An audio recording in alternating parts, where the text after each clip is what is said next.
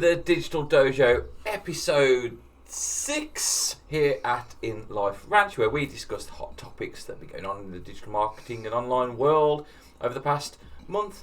And we also have special guests, hosted by myself, David. And me, Cooper. We may not always be formal, but we're always real and authentic, and adhere to the Bushido Samurai Code. Righteousness, loyalty, honour, respect, honesty, courage and consistency. Let's kick it off, shall we? So we always go through, starting off with some news, digital marketing news, topics and so forth. Then we'll introduce our guest star, who's sitting here ready. And then we're going to finalise with useful tool of the month. Standard format. Let's move on to some news. Beep diddy beep beep. It's digital ditties. Cool. So here's some top news, which what's been going on in the week and the month. So OpenAI is building its own ChatGPT social media platform. They've announced they're in the foundations of that, similar to X. Yeah, I've seen that. So I don't know whether it's just going to be for people to talk to AI or how it's going to work. I'm not going to lie, I wasn't listening. What did you say? Are you thinking of food already again? I was looking at the... So OpenAI are creating their own social media platform. Oh gosh. Like ChatGPT social media thing. So is that just lots of different social media chat bots talking to each other? Yeah, it's not for humans, it's just for AI to have a chat. Right. So they can finally some intelligent conversations on social media. Yeah. Whoa. So yeah, that's something to watch out for. Other news, here's one. I know you like Androids. Oh, I love Android. Android announced, I think it was yesterday or the day before, that they're now automatically going to be restarting their phones every 3 days. I didn't know that. Yeah. No, I didn't know So that. for security reasons, which I imagine it'll be at night. So, I've only used iPhone, but at night, if it does updates at night, I imagine it'll be. I know you can set it up to do it automatically, but I didn't know they were automating it. I don't know what kind of grief that might bring to people. Yeah, so because I think sometimes it depends how they do it. Because sometimes when you turn it back on, you have to kind of sign back in and everything. So I don't know how they're going to do that. And if you can't sign back in, does that mean the alarms will still go off? I don't know. If you set an alarm for morning, it reboots in the night and it's trying to log in. I presume there'll be a way around it, unless it's just the back end that reboots and the front end doesn't. I don't know. Yeah. But yeah, something to look into anyway. Watch this space. That was literally a couple of days ago. That'd be a good excuse not to get to work on time, wouldn't it? I don't need a good excuse. My phone restarted. Yeah, every 3 days. And then the final bit of news is marketing to machines is apparently the future now. So, I mean, literally in the last episode we were talking about marketing to humans. But research have said now that AI agents are increasingly researching purchase decisions on behalf of consumers. So new research shows that marketing to AI will enhance your chance of consumers buying because you're telling the AI to tell the consumers. Yeah. There's been a lot of that around, isn't there? Yeah. Sort of hidden messages on sites that the AI bots are picking up. And then, because I read an article a few weeks ago where a company had pinpointed keywords within their advertising that they knew the bots would pick up. And then people were asking, what is the best X? Yeah. And it was picking up these characters, these keywords, and then telling the users, this apparently, according to the internet, this is the best. Yeah, and it was purely based on their opinion and how they laid out the article. It is increasingly becoming part of SEO as well. So what we're encouraging, FAQs sort of made their way out of fashion, didn't they? They're coming back in a lot now because AI is looking for question-based answers. So having an FAQ on your site, what is the best answer now? AI is finding that and using that as a solution. Right. Yeah. So marketing for machines is the future, apparently. So let's move on now and introduce our guest. Ooh, shining bright, it's our client spotlight. We kind of went a bit, it sounded like your batteries were running out then. I think we might be doing these in a different order to what we've done in before. Normally we would do a deep dive first. No, because we either have a deep dive or we have a client spotlight. You told me that last time. Yeah. You told me. Watch last time's episode and you'll remember. Okay. Yeah, introducing, anyway, we have our special guest, Dave Hardy, who's IT guru, early internet ex-millionaire, and likes cakes. Yes. And he likes to talk, so this could be a very long episode. I'll try and keep it down. Go on. Yeah, tell us a bit about you. It's funny you should say early adopter on the internet, because ironically enough, I got onto the internet by creating a FAQ back in the day. Creating a what? Sorry. A FAQ, frequently asked questions list. It was for a game called Civilization. Yeah, I know the game. The original one, and I was the maintainer of the FAQ for that game. And when I first started maintaining it, it was available on the Usenet. So what year was this? Usenet and email. Well, we're going back to about 93, 92, 93. And initially it was on email and Usenet, but the FAQ I created was too big. And in them days, emails couldn't be more than about 4K. Yeah. So when I was emailing it out to the subscribers, I was sending them 3 or 4 different, emails just to get the whole FAQ to them. And then we, because I was working at Birmingham University, I had access to something called Janet. Oh, yeah. Joint Academic Network. Again, before the internet as we know that was it. that was pretty much like the first thing of the internet. Yeah, it was. The government, wasn't it was in the UK. It was the academia and the sort of army, well, like the forces, and various research areas around the world used to connect together over these networks. And the local one, if you like, the UK one, was called Janet.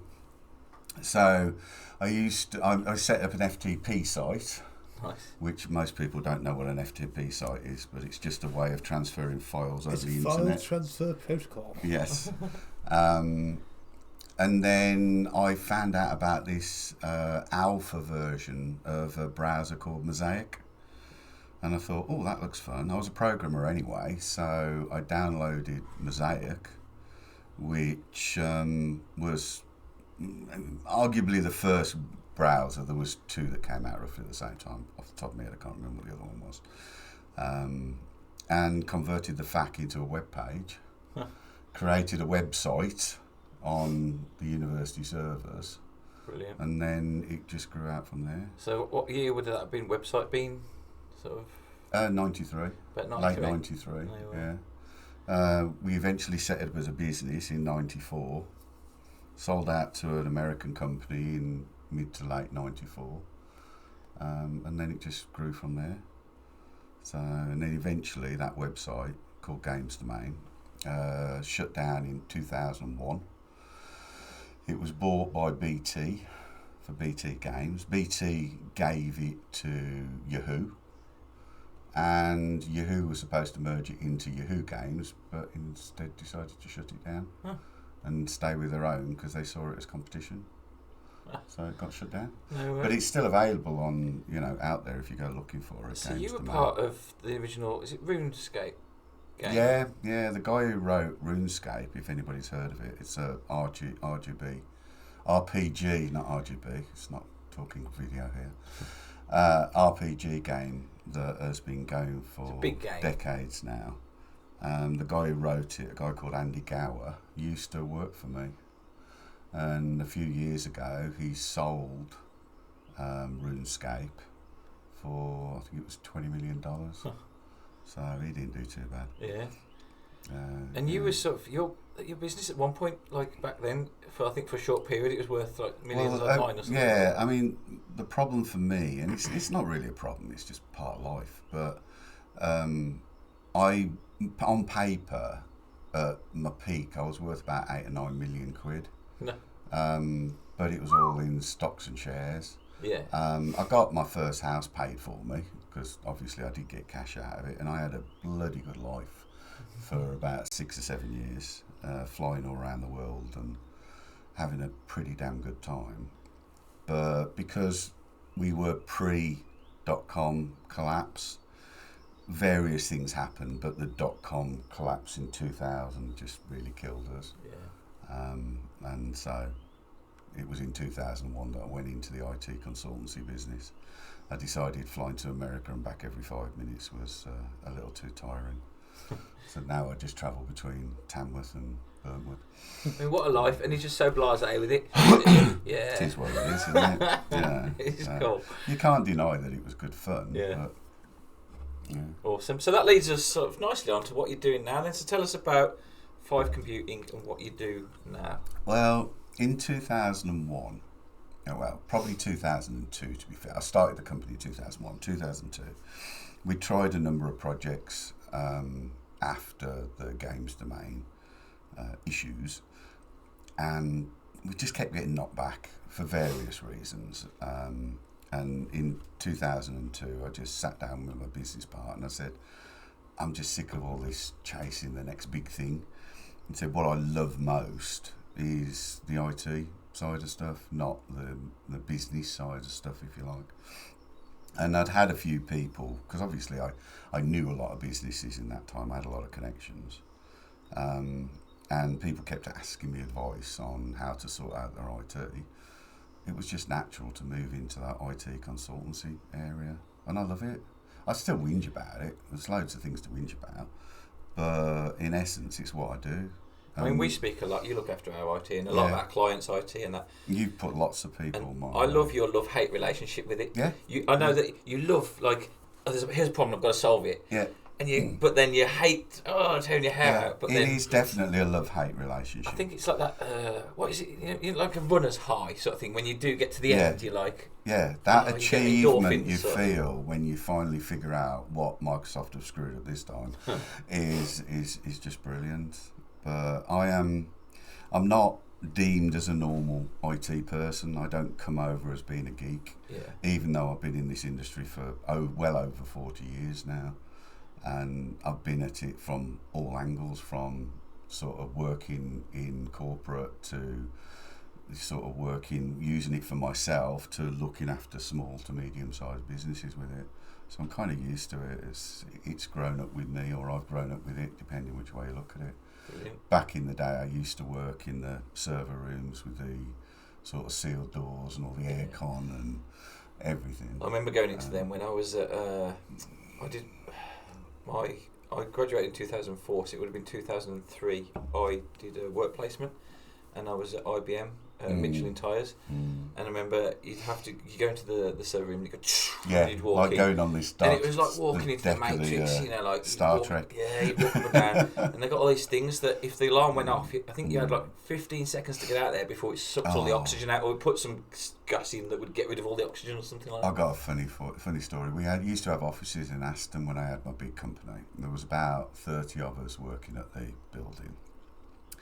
And because we had all this computer equipment at the time where sort of we had leading edge stuff for what we were doing.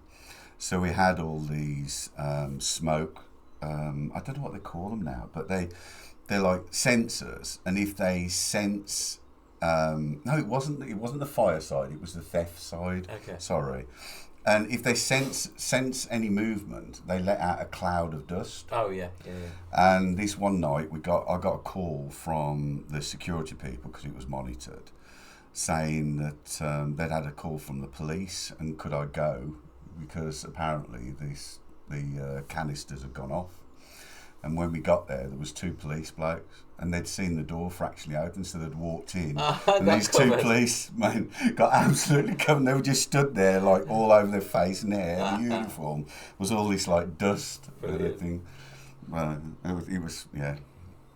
I used to fit EPOS systems in convenience stores, and when they were doing a fit out of a store, you'd have electricians, builders, plumbers, whatever.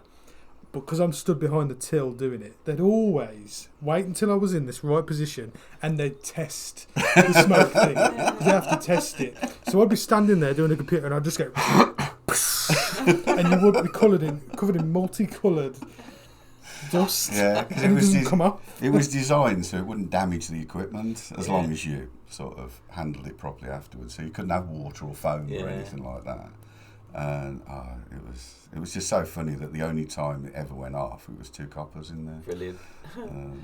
So, what would you say are like the biggest challenges now, or differences, to running IT support now compared to back in the early 2000s? I think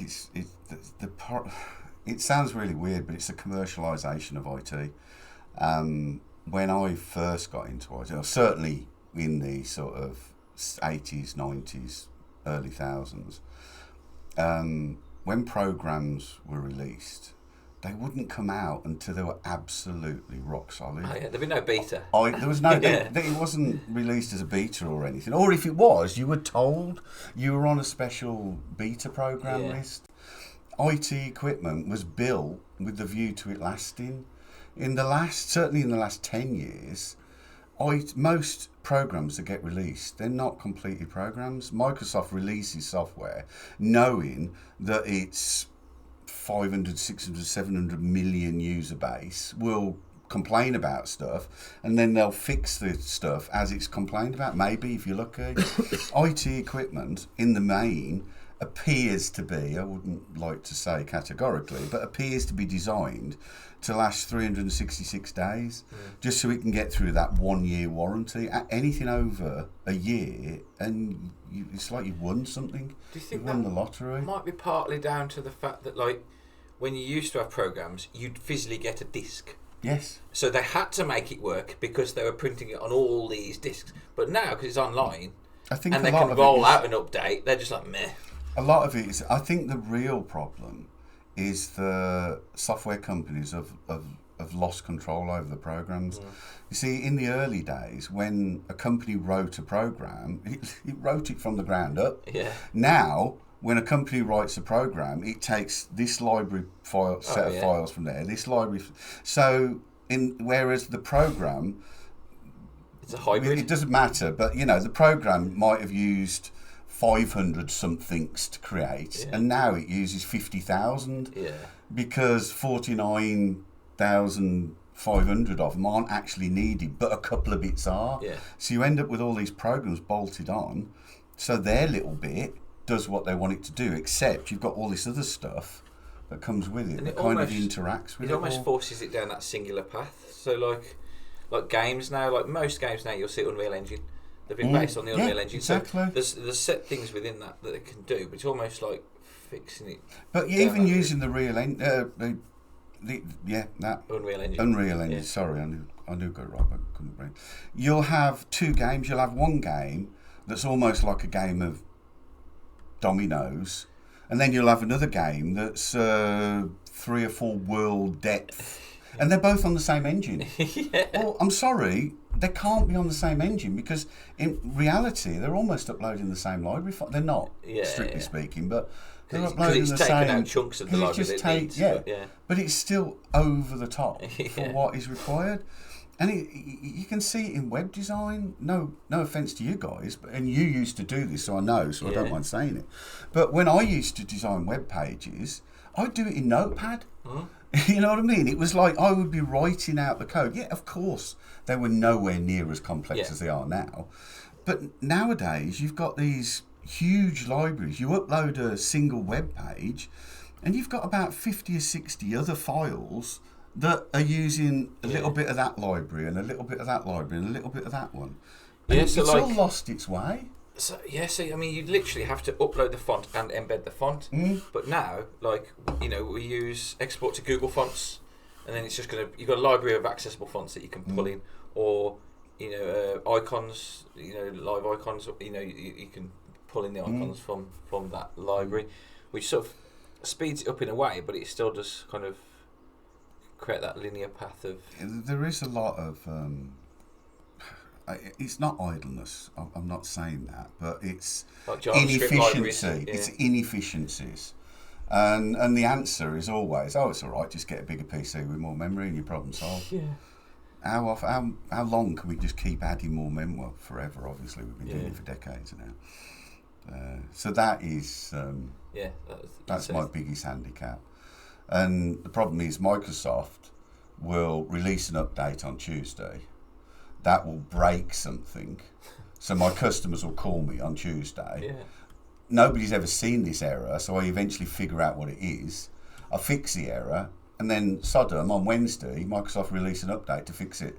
So then I've got to log back on again and undo my fix so that their fix works. But their fix breaks something else. Yeah, generally speaking it does. But it's all right for Microsoft. Microsoft says, it only took us 24 hours to fix it. Well, that company can't be without its computers for 24 hours.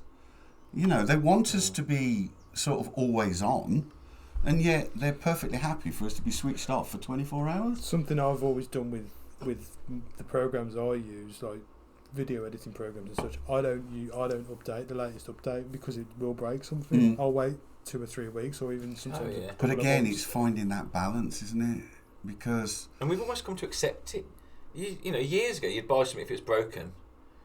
Oh, well, that's broken, but now it's just like it's broken. You work around it, you deal with it, and then you might be able to download a patch, which you then have to manually apply. Or you'd wait for the next edition to come round, or the 3-month patch that they use. If you're on Sage or something, they'd send out a disc for it. And I know what you're saying about don't update if you don't have to, and I agree with that to a degree. But unfortunately, if I tell all my customers only update when you need to, none of them will ever update. Okay. Well, yeah, there is. And then I'm a bit more it's sort of like, you know, or if you if you ignore Microsoft, if you're like me, where your computer's on 24/7, you don't do an update, and then you get up in the morning and your computer's rebooted itself and done the update without your permission because Microsoft have deemed that you needed to do it. You know, sorry, when did that computer become yours and not mine? But that's the world we live in, unfortunately. It is, isn't it? It's gone mad. So. What on that basis? What would you say is your worst client disaster story that you can recall? Touch wood. I haven't had any disasters. Well, not you, that they might have come to you with and gone. One of the best ones was someone who kept all of their servers in a basement, and they had a factory setting right next to a river. It doesn't take a genius to work out what happened next. So they should have kept him on a farm. The server farm. So I got called out because the basement was about 3 foot of water because the river had overflowed. But as soon as the water came in, it had shorted the power. Yeah. So all of the computers had gone off almost instantly. Right. Yeah. So we were able to get them all out, strip all the circuit boards and everything out of them, and dry them all off, put it all back together again. And it worked. But this was quite a few years ago. But you can't win, can you? Because the solution to that is going onto the cloud. But then that one of our clients that I put you onto recently, who were they using? PC Anywhere, was it? No, it was your PC. Your PC Anywhere. No, your Desktop Anywhere. Yeah, one of those companies where you hire a server and somebody else has it, and then they do all the backups and everything for you, and you're supposed to keep it all protected. And then they were hacked, ransomware, we believe. We don't know for a fact, and then everything's gone because instead of it being your PC, it's someone else's PC. So there's the difference between keeping it in your own basement and having a power cut or a fire, or relying on another place to have it that's then got hacked and they've literally lost everything anyway. That seems like the other company's fault. They should have had things in place to stop they should. But the problem is, how does the user know prior to that happening? This was a big, well-known, not massive, not like your Microsoft of the world, but this was a big company, well advertised, well used. I think they've got about 500 odd customers, so it was a big thing. And then suddenly, every single remote desktop, backups were happening on the virtual desktop. So when the servers go down, or in this case ransomware, all the backups are gone, all the programs are gone, everything's gone. And you've got no comeback. So as I say, even the backups were on the servers. They'd promised them that the backups were going to a separate entity. But they weren't. But they obviously weren't. So what do? Sue them? Yeah, okay, so you take them to court, they liquidate, you're screwed. Whichever way you look at it, your business is on the edge because you took that gamble. And that is the problem now. Things like, we use Zero, take it for granted that all my accounts are on that, but it must be so scary for that company to really think we've got to make sure that we've got everything. Because if all their customers lost all their data, and all their invoicing, we're going to be non-reliant on them. A lot of my customers use, against my will, use OneDrive as their backup. Yeah. But if you actually read the small print, with OneDrive that it is not a backup facility. Yeah. It is a cloud drive. Yeah. If Microsoft Server blows up, all that data goes. All right, potentially you've got a local copy, but if you're only having cloud only set up, which means it's only stored remotely, so you've got access to it. Yeah. If their server blows up, and yes, they've got backup on backup on backup, but there's no liability anywhere, and it's all down to you. There's a word, isn't there, of that if there was a complete wipeout of the internet? What's that? It's in films and stuff like that. Oh. Peace. Yeah. But it's got a name, like something Dave. A fire. Yeah, Firestorm. Firestorm, yeah. yes. Dave, how much would you love a Firestorm? Some days I would wish for it. I know, some days I think, really wouldn't it be lovely to go back to 50. But the trouble is, it'd have to take the phone system down as well. Yeah, but it'd be right. Because if there was a firestorm, Get your old then the ham phone would radio stop. out. Oh, it'd be great, wouldn't it? No, it's No. sometimes you We just couldn't wish that on anything, but... I've got another brief story if you've got time. Yeah. No. I've had enough. I'm joking. These are only supposed to be 25 minutes. Okay, I'll make it quick. One of my customers had a massive database. Yeah. Someone had actually offered him £1 million for the database to buy it off him because he was talking about retiring. He was a headhunter in a certain industry. This database was about nine years old, I think it was, just under 10 years old. Yeah. And it was a database of the movement of all the key personnel within this industry throughout the UK. Right. So whenever anybody moved, they were monitored and they were in this database. This is a massively valuable database when you're trying to headhunt somebody for one of your positions. And he had it on this server with the RAID system. And the RAID was the type that used 4 drives, okay? And I got a call from him. He said, the server's beeping at me and I don't know why. And I said, well, I said, I'll come out and have a look. I went out and had a look. One of the drives was faulty.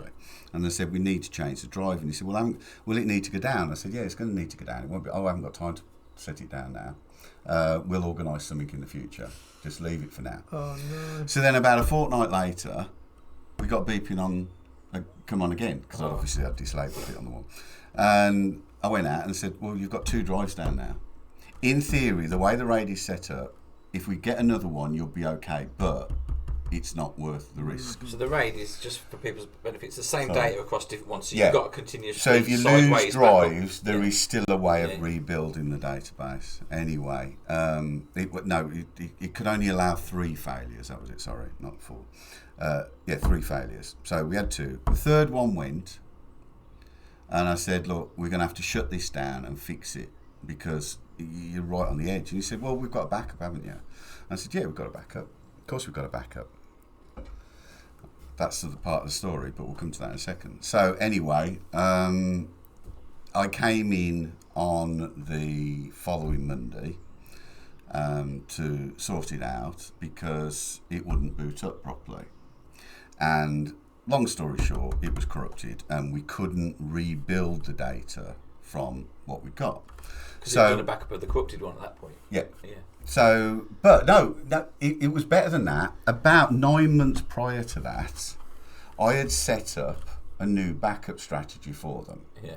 And I had offered to do. Keep in mind, this database was easily worth £1 million. Yeah.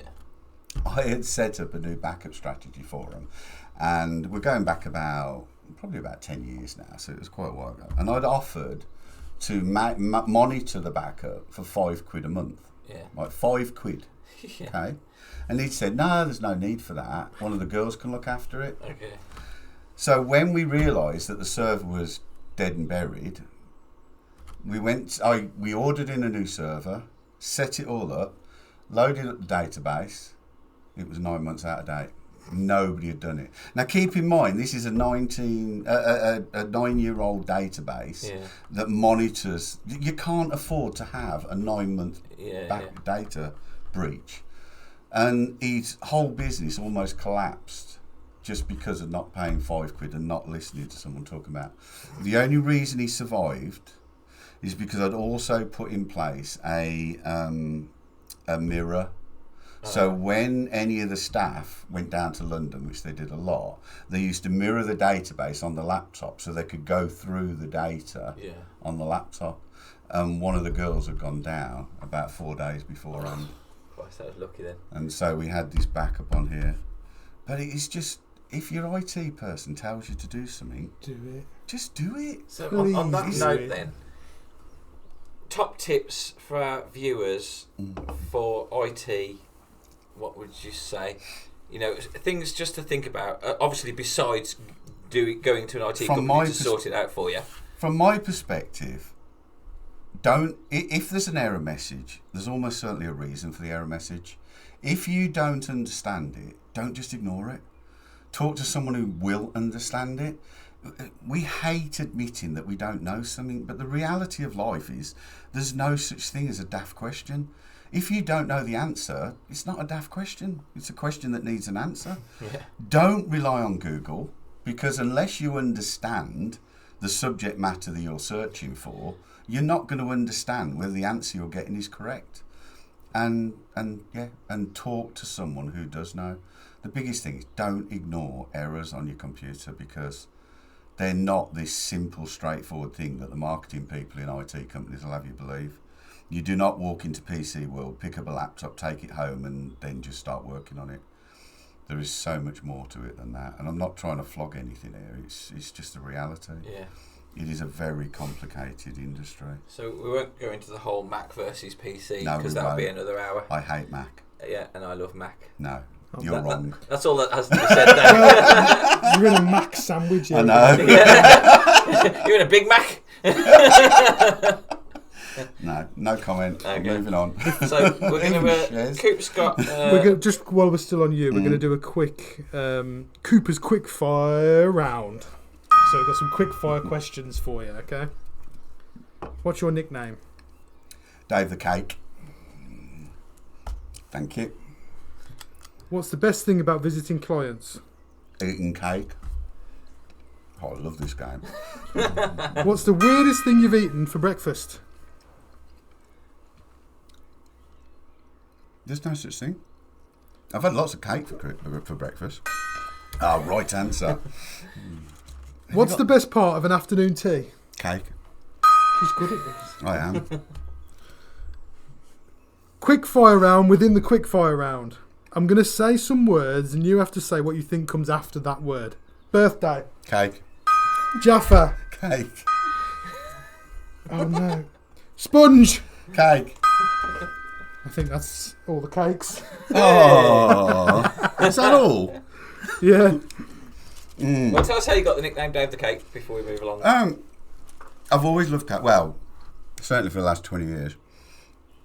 And it just became a thing with my customers. Once they found out that I like cake, they used to sort of buy cakes for when I went in. I remember one client of mine asked me if I'd go and see her mum, because her mum was having issues with her laptop. And I agreed to go, and she said, I'll organise it with my mum when you can come round. And I actually got a phone call from her mum, and she said, hi, I'm Becky's mum. You're coming round on Tuesday to sort the computer out. I wonder which cake you preferred. Do you prefer a Victoria sponge or a coffee and walnut? I thought, that is a client. Yeah. You know, she actually called ahead to make sure she was making the correct cake. So I love him. And he's found another cake. I've literally can't keep saying cake. He was going to give you one every time you said the word cake. Well, now I want that one. And I got the name just purely because we were in a networking meeting, and the person running the meeting was going around giving everybody mafia names. Okay. And during it, I was giving Dave the Cake, and it's just stuck since then. It's just brilliant. And I don't mind that it's stuck. Well, there we go. So that has been Dave the Cake with top IT tips and historical IT up to modern day. So let's wind it up now with our... Ooh, fancy that. It's the tool of the month. So this is quite a relevant tool considering what we've been talking about, actually. And it's something we have used quite a bit for clients where they've gone, I used to have a website but I lost it and I used to have content on it. The Wayback Machine. I mean, you've used the Wayback Machine. So if you just Google Wayback Machine, it creates like a history of the internet. So on there you can put in your website, your URL at the top, and it brings up a calendar with dots on and there's some are like red dots. It's like, oh, we're back to a bit that day. Some are like big green dots. And this go back years, like the history of the website. So you can put some websites on there and literally look at the history of them, what they used to look like. Go back to a calendar date like 10 years ago. Your old website's on there, isn't it? It is. It is from the 90s. So you can go back. At least one version of it is anyway. And click on that calendar date and you'll see what the website looked like at that date and time with backup of the text and backup of images. So, it's quite a little historical archive of the internet. It is good because you can look at you can pick a company that's got a really fancy website, but have been around for ages, and you can go back and see how they've sort of evolved over the years. And also, I love it because you can look at old news sites and stuff, and so you can see all the news that was being posted during that era, and you pick up things that you wouldn't normally find out about. So we've recommended to people who we haven't hosted their website, and they've come to us and said, "Oh, we need to move, but our old web design is gone and we've lost everything." We've used it in that case and gone, okay, we found it, some of it on the Wayback Machine, and saved some of their stuff that they've lost. So it's quite a useful tool. You're right there. I've just realised that I'm sitting here sweating in this branded top, and you're not even wearing yours, and I'm sitting here with it on, so I'm going to take it off. Right at the end. And as I always say, have a great Digital Dojo day.